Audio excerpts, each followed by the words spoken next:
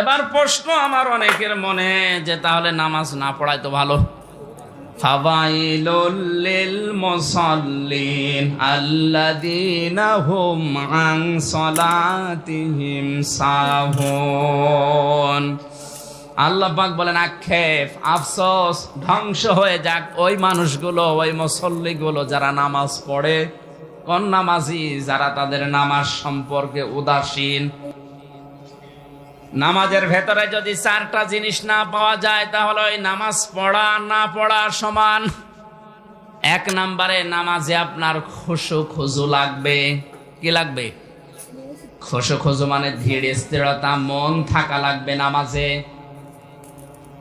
সাহাবা একরামের নামাজ আল্লাহর দরবারে কবুল হওয়ার পেছনে অন্যতম কারণ ছিল তাদের নামাজে ছিল খুশু খুজু। হযরতে তালহা রাদিয়াল্লাহু